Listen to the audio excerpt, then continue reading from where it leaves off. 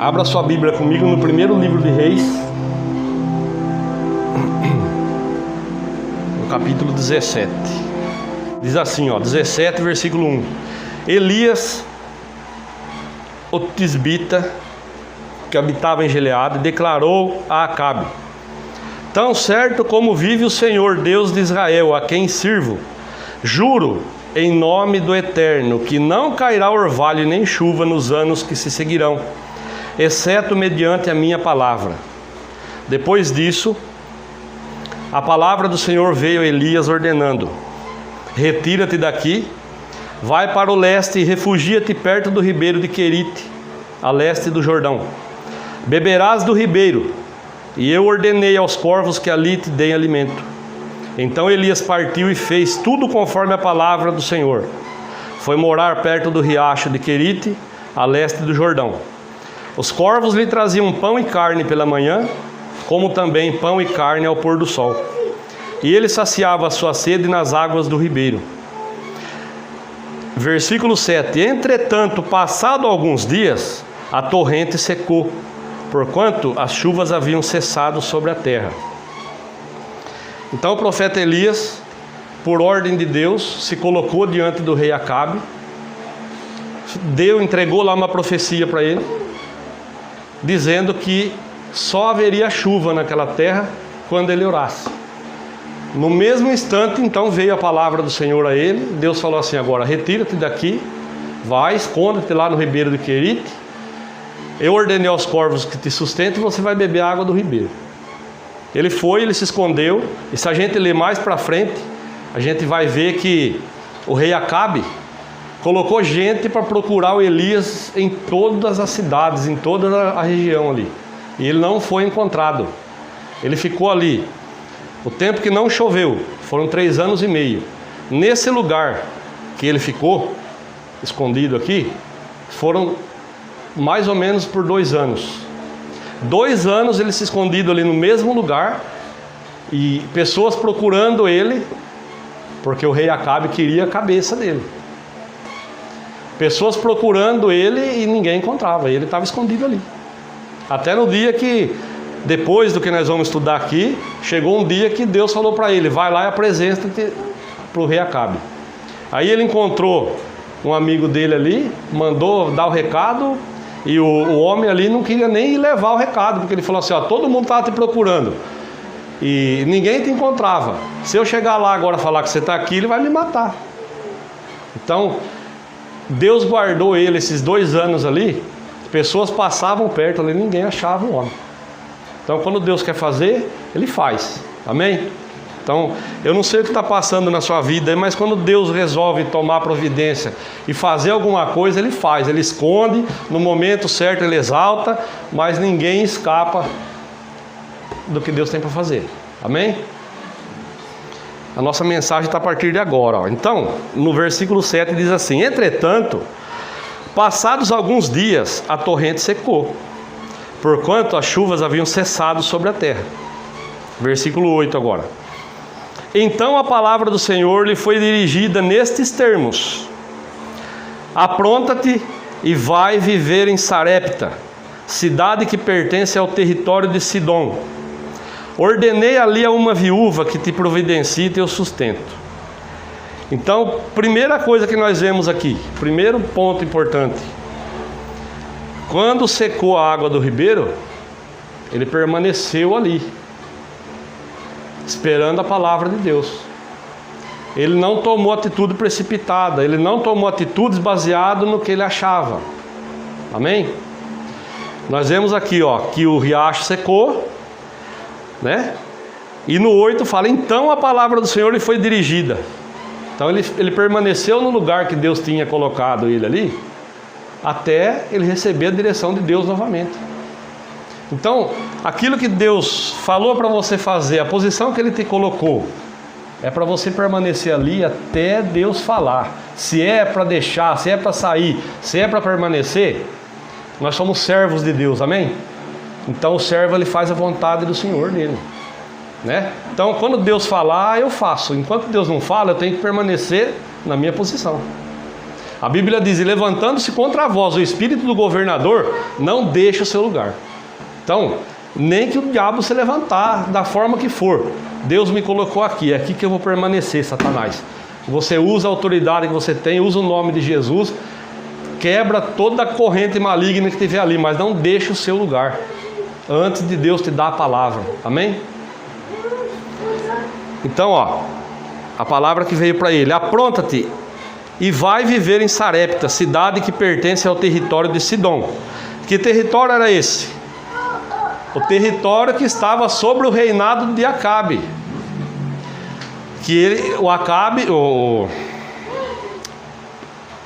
Um rei perverso, né? Aonde que Deus estava colocando ele agora? Lá no meio, lá na cidade. Deus falou: você vai lá na cidade de Sarepta, que é do território de Sidom. Lá eu já preparei uma pessoa que vai prover o teu sustento, uma viúva. Deus, ele faz as coisas, não adianta a gente querer entender o agir de Deus. Deus faz do modo que não adianta a gente querer entender. Nós vamos passar daqui para a glória e não vamos entender, né? Por que eu estou falando isso? Primeiro, Deus mandou os corvos levar pão e carne para Elias, né? Agora, Deus falou para ele: vai para Sarepta de Sidom, você vai viver lá. Eu já preparei alguém para te sustentar, para prover o teu sustento. Quem? Uma viúva.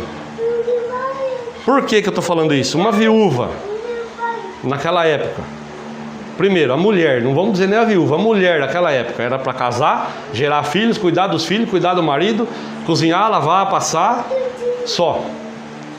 Não tinha direito de herança, não tinha voz, né? O marido era o senhor dela, então ela era como se fosse uma escrava. Então, tinha que estar disponível para o marido a hora que ele queria, tinha que lavar, passar, cozinhar, ele reclamava, ela tinha que fazer melhor, só. E quando ela ficava viúva, podia ser a família mais rica do lugar. Morreu o marido, a esposa perdia o direito de tudo que ela usufruía. Ela não tinha direito de ficar com nada. Ela ia viver à margem da sociedade. Ela ia na roça catar espiga, caía lá que sobrava. Ela ia no templo para pegar mantimentos do que era devolvido em forma de dízimo e de oferta no templo. Ela vivia assim. O que Deus fez? Providenciou uma viúva nessas condições para prover o sustento do profeta.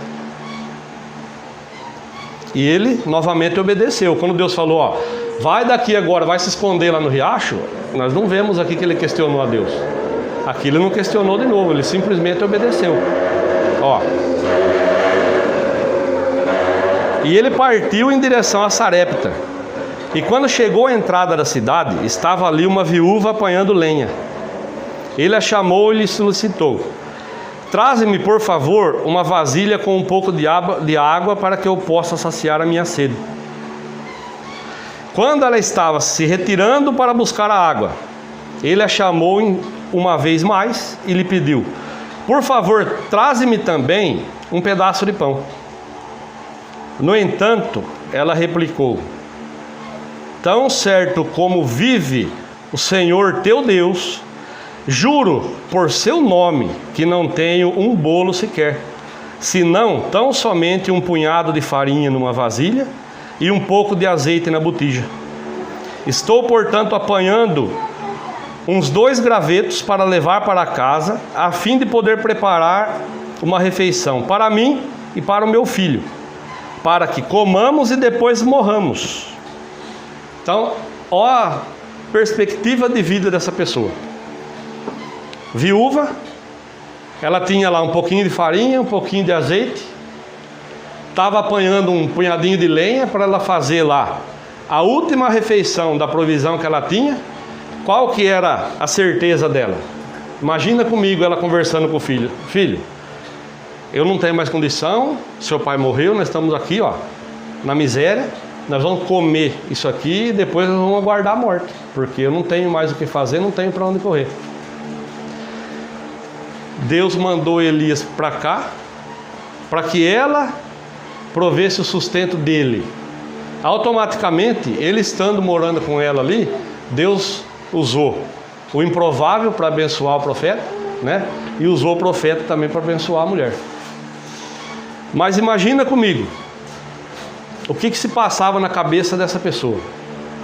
Olhando lá um punhadinho de farinha, um restinho de azeite, não tinha mais perspectiva de vida nenhuma, né? O que eu vou fazer agora? O que eu vou fazer da minha vida? Talvez tenha alguém aqui que esteja pensando dessa forma. Talvez, eu não sei o que tem acontecido, o que tem se passado na sua vida, mas talvez você está pensando assim: o que eu vou fazer amanhã? As portas têm se fechado para mim, eu não tenho mais perspectiva nenhuma. O que vai ser de mim daqui para frente? Né? Às vezes você olha para trás, como eu era, o que eu vivia e hoje. E amanhã, como que vai ser? Parece que tudo está se fechando, parece que as portas se fecham para mim, nada dá certo, né? Eu quero dizer para você, baseado no que nós estamos vendo aqui, para fazer o que essa mulher fez, que nós vamos ver agora, ela teve que ter uma fé imensa, gigantesca. Para o profeta sair de onde ele estava, que ele estava jurado de morte, o rei queria a cabeça dele. Ele teve que exercer a fé dele, né? Eu vou sair daqui, eu vou até lá onde Deus mandou, porque se Ele mandou, Ele vai me guardar, né? E a mulher?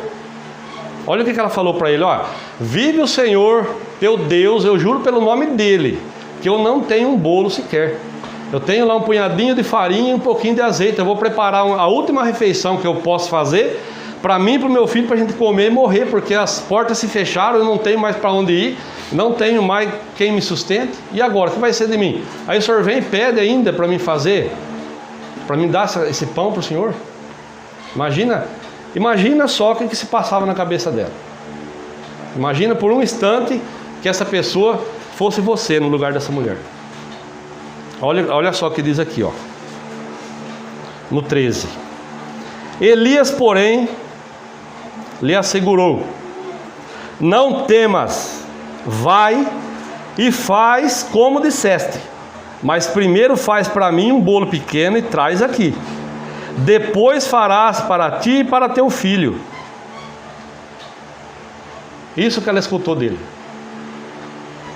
Imagina comigo ele falando: ó, senhora, vai lá, faz do jeito que a senhora falou, mas a senhora vai trazer para mim primeiro.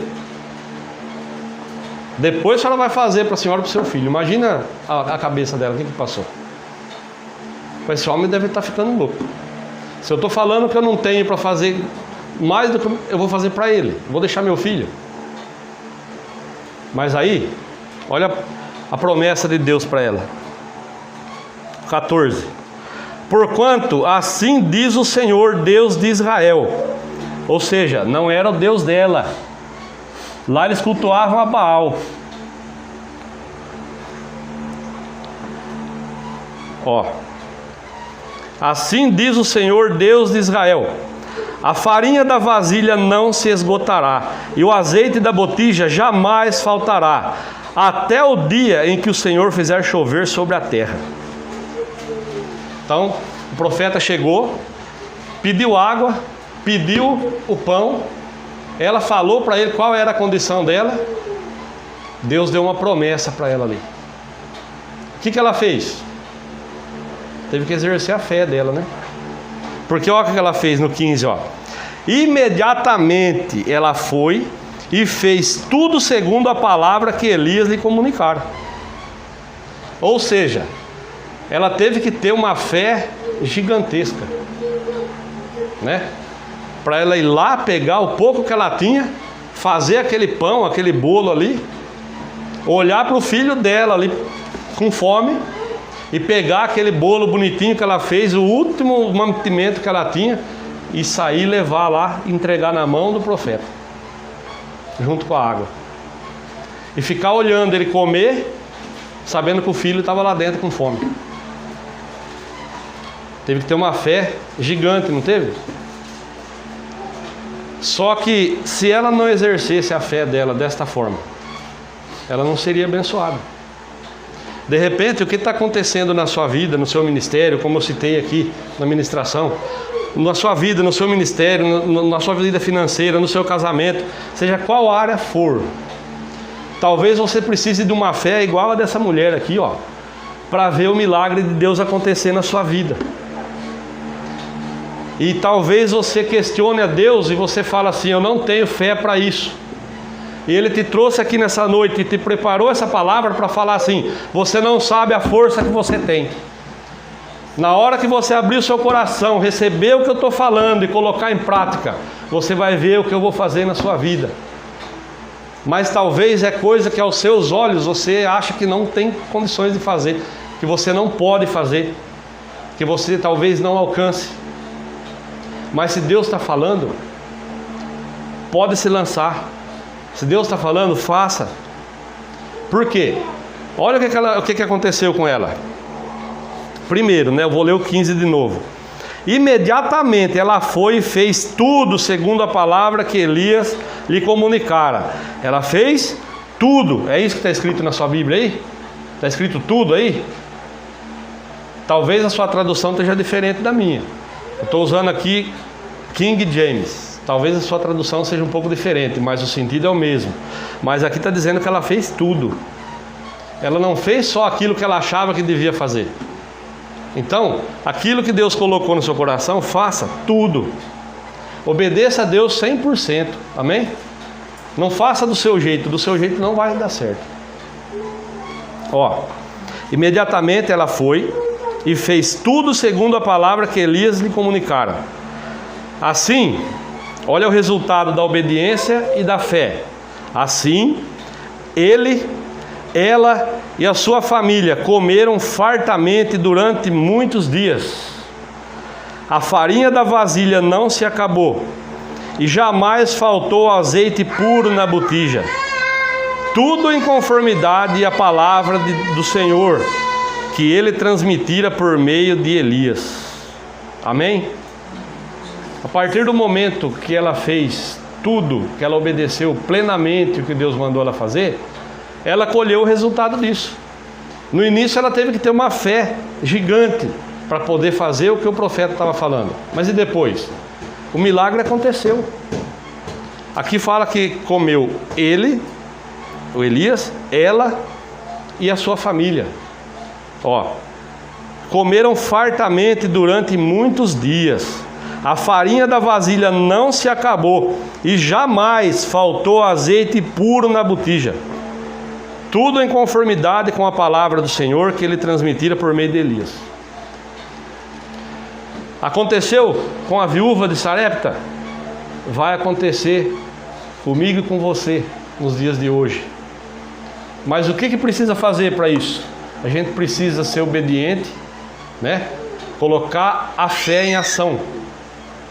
Não adianta a gente falar assim, ó, se eu chego e falo para os irmãos: os irmãos têm fé? Lógico que todos vão falar que tem, né? Mas que tamanho que é a sua fé? Lembra que eu falei outro dia? O seu Deus é do tamanho que você faz ele. Se você limitar o poder dele na sua vida, ele vai chegar até aquele ponto que você colocou limite para ele. E a sua fé, que tamanho que é? O que é a fé? É uma certeza absoluta. Hebreus 11:1 fala: a fé é o firme fundamento das coisas que se esperam, é a prova daquilo que não se vê, né? Então, que tamanho que é a sua fé? Talvez a sua fé não tenha atingido o patamar que Deus espera para ele poder liberar as bênçãos dele na sua vida. Mas aí, de repente você fala assim: não, mas eu tenho bastante fé, minha fé é gigantesca. Mas o que adianta ter uma fé gigante e também não saber usar, né? Eu vou usar um exemplo que aconteceu comigo. Aí eu vou perguntar para os irmãos: tem algum torneiro mecânico aqui? Tem alguém que conheça fazer a leitura de um paquímetro, de um micrômetro? Eu sou torneiro mecânico, tenho diploma disso daí. Mas eu tinha torno, eu tinha paquímetro, eu tinha micrômetro, mas eu não sabia usar. Então eu torneava a peça e eu matava todas as peças que eu torneava, matava as medidas, porque eu não sabia medir. Aí eu fui 6 meses fazer o curso do Senai Mas com 40 dias de curso eu já poderia abandonar, porque operar as máquinas eu já sabia. Eu não sabia fazer a leitura do paquímetro. Então não adiantava eu ter paquímetro, ter micrômetro e não saber usar. É a mesma coisa, eu estou dando esse exemplo, porque não adianta os irmãos terem uma fé gigantesca e não saber usar. Amém? Então a gente precisa exercitar a nossa fé, a gente precisa aprender a usar a nossa fé de uma maneira inteligente. A gente precisa colocar isso em ação, colocar a fé em ação. A gente colocando a nossa fé em ação, a gente coloca o poder de Deus em ação ao nosso favor. Amém? Então nós precisamos estudar bastante a Bíblia sobre fé. A gente precisa extrair tudo que tem sobre fé daqui, ó, e aprender a colocar em prática. Porque às vezes está faltando isso aqui, ó, para Deus liberar na sua vida, no seu ministério, no seu casamento, o que Ele tem preparado. Só que se Ele liberar sem você aprender a exercitar, a usar a sua fé de uma maneira inteligente, você não vai suportar aquilo que Ele vai liberar para você. Amém? Essa mulher aqui, ó, precisou confiar no que o profeta estava falando, né? Ela teve que ter uma fé gigante para fazer o que ele estava falando para ela fazer. Mas o que ela fez? Bom, é profeta, Deus enviou o profeta aqui. Se Deus enviou o profeta é porque alguma coisa Ele vai fazer. Ele vai me tirar dessa situação, Ele vai salvar minha vida, Ele vai mudar minha história, né? É isso que Deus tem para fazer na minha vida, na sua vida, nas áreas da nossa vida, no casamento, no financeiro, em todas as áreas. É isso que Deus tem para fazer. Mas Ele precisa que a gente creia. Em mim? Não, que a gente creia na palavra. Amém? Naquela época Deus enviava o profeta para falar frente a frente com a pessoa assim, ó. E hoje Deus fala na palavra. Nós temos que tomar muito cuidado, né? Como eu ministrei aqui na hora do louvor, nós temos que tomar muito cuidado com quem a gente conversa, com quem a gente fala, o que a gente acata, né? Dizendo-se vindo de Deus, entre aspas. Porque tem muita gente profetizando em nome de Deus aí, em nome do Senhor. Tem muita gente lançando profecias e não está baseado na palavra. Então cuidado com aquilo que você tem absorvido para a sua vida. Talvez você tenha colocado em prática coisas que você ouve que não estão de acordo com a palavra. Amém? Eu tenho falado já há alguns dias, cuidado para quem você abre o seu coração, cuidado com os conselhos que você tem colocado em prática. Às vezes a pessoa não está na mesma fé que você, né? Talvez a pessoa sorri para você, dá um conselho para você, vira as costas, vai falar do seu problema lá na esquina para outra pessoa, lá no trabalho, né? Cuidado. Isso é muito mais próximo da gente do que a gente imagina. Então cuidado. Amém? Mas eu quero que você guarde no seu coração isso aqui, ó. Vou ler novamente, vou frisar aqui novamente para que você medite nisso aqui. E Deus tem algo que Ele vai abrir para você. Ele não vai colocar na minha boca, não vai colocar na boca de ninguém, para alguém chegar e falar assim, ó, Deus mandou falar isso para você. Tem coisa que Deus vai falar para você lá dentro do seu quarto com a porta fechada. Ó, depois que Ele falou para ela, vai buscar água para mim, traz o pão. O que ela falou para ele, ó? Tão certo como vive o Senhor teu Deus, juro por seu nome que não tem um bolo sequer, senão tão somente um punhado de farinha numa vasilha e um pouco de azeite na botija. Estou, portanto, apanhando 1 ou 2 gravetos para levar para casa, a fim de poder preparar uma refeição para mim, para o meu filho. Para quê? Para que comamos e depois morramos. Elias, porém, lhe assegurou, não temas, vai e faz como disseste, mas primeiro faz para mim um bolo pequeno e traz aqui. Depois farás para você e para seu filho. Portanto, assim diz o Senhor, Deus de Israel, a farinha da vasilha não se esgotará, e o azeite da botija jamais faltará, até o dia em que o Senhor fizer chover sobre a terra. Imediatamente ela foi e fez tudo segundo a palavra que Elias lhe comunicara. Assim, ele, ela e sua família comeram fartamente durante muitos anos. Então, por que eu li tudo isso novamente e falei, vamos frisar isso aqui? Ela tinha dúvida, ela tinha medo, né?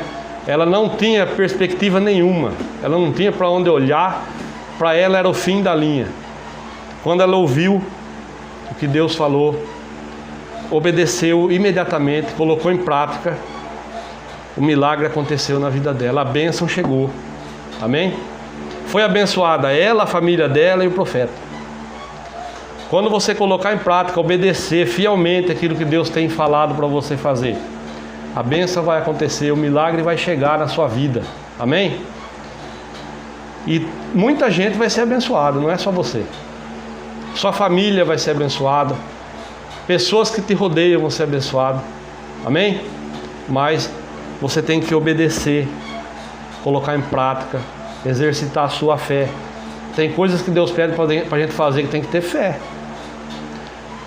Você recebe a palavra, de repente você pensa assim, ó, se eu fizer isso aí, todo mundo vai achar que eu sou doido, né?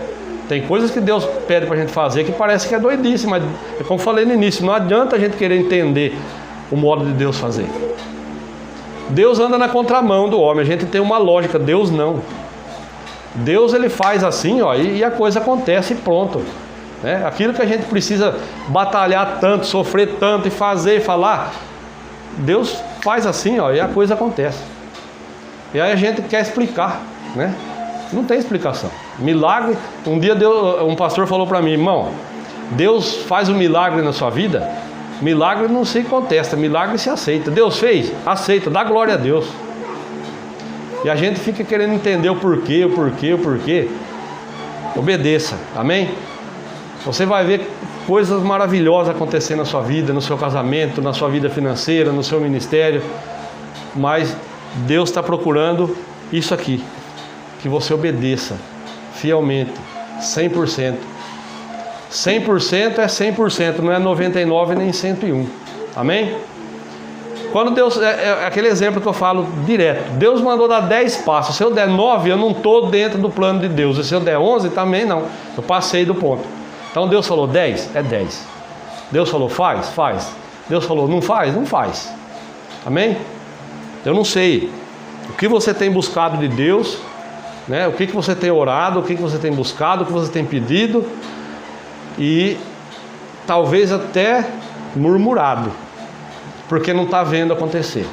Mas Deus sabe, Deus ouve, né? E Deus está pronto para te abençoar. Está tudo pronto já. Ele já fez toda a parte dele. Falta a gente fazer a nossa. Amém? Senão daqui 10 anos nós vamos estar relembrando isso daqui e a gente vai falar assim, poxa vida, faz 10 anos já que o irmão trouxe aquela palavra lá e até hoje não aconteceu nada. Então, reveja seus conceitos, a maneira que você está servindo a Deus. Examine que tamanho que está sendo a sua fé.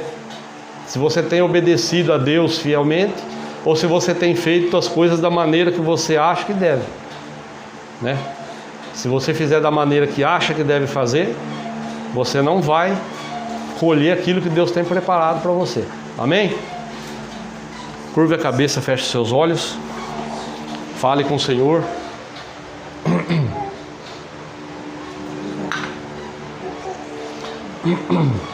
Senhor, em nome de Jesus, assim como o Senhor trouxe ao meu coração desde o início da semana, que o Senhor traria através desse texto aqui uma resposta, meu Deus.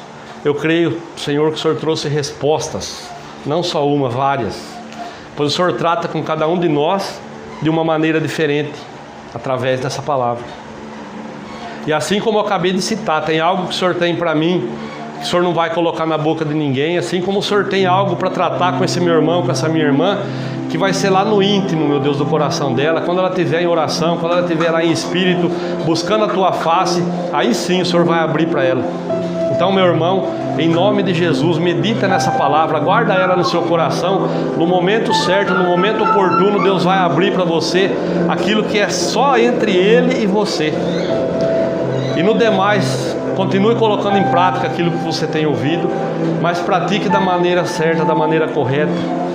mesmo que às vezes pareça loucura aos seus olhos, coloque em prática, obedeça ao Senhor 100%, para que você veja as bênçãos do Senhor acontecer na sua vida, para que o nome dele seja glorificado através disso, em nome de Jesus. Você diga amém e graças a Deus. Amém?